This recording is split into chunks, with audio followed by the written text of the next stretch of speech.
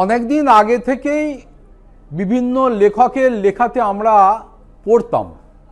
এ আমার সোনার বাংলা। তাই সোনার বাংলাটা ওই লেখালেখির পর্যাতেই এতদিন থেকে ছিল। সম্প্রতি খনি মন্ত্রক কেন্দ্রীয় সরকারের পক্ষ থেকে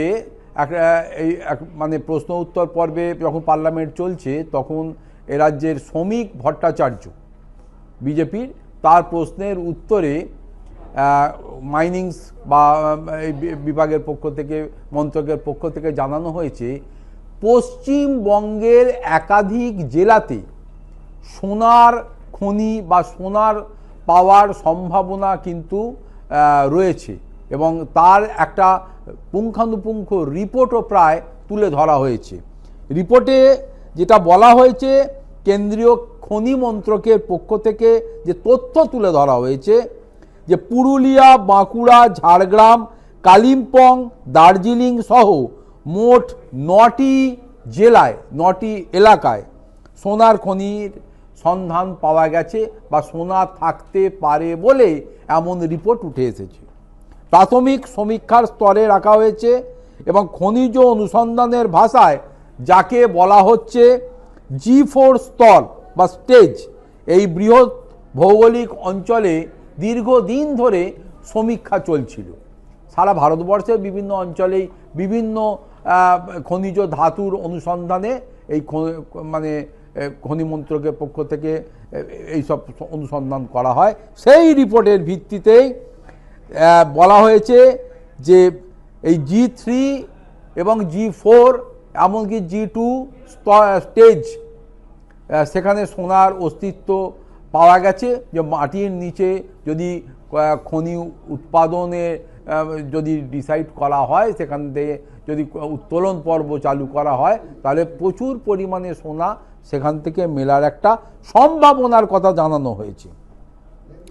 তবে সম্ভাবনা উজ্জ্বল হলেও স্পষ্ট করে মন্ত্রকের পক্ষ থেকে এটাও জানানো হয়েছে যে সমস্ত এলাকায় জিওলজিক্যাল সার্ভে অফ ইন্ডিয়ার নজরদারিতে রয়েছে সেখানে সোনার পরিমাণটা কত সেটা এখনো পরিষ্কারভাবে বলা যায়নি। কেবলমাত্র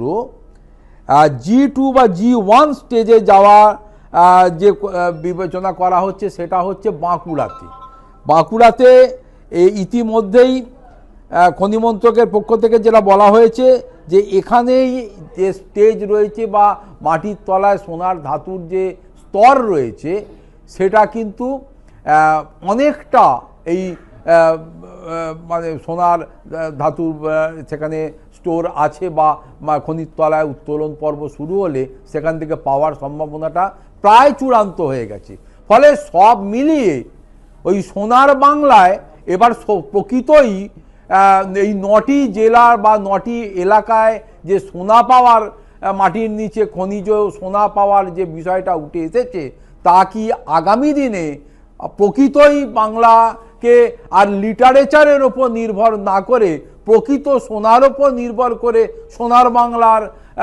গঠনের দিকে আমরা এগোবো কি না, এবং এটাকে কেন্দ্র করে আমাদের রাজ্যের তথা আমাদের দেশের ইকোনমিক্যাল স্টেবিলিটি বা আপলিফমেন্টটা আরও বাড়বে কিনা, এই সব নিয়েই কিন্তু এখন চর্চা শুরু হয়েছে। দেখার বিষয় একটাই, কত দ্রুত এই সোনা যেখানে পাওয়ার সম্ভাবনা রয়েছে সেই সমস্ত অঞ্চলে খোঁড়াখুঁড়ি বা খনি উত্তোলন পর্ব শুরু হয় এবং কি পরিমাণে সোনা সেখান থেকে বের হয় এবং তার উত্তোলন পর্ব সোনা বার করা এবং মার্কেটে তার ভ্যালুয়েশনের প্রভাব পড়া, মানুষের জীবনযাত্রার মান কিভাবে উন্নত করে সেইটা নিয়েই কিন্তু আলোচনা শুরু হয়েছে, আলোচনা চলবে।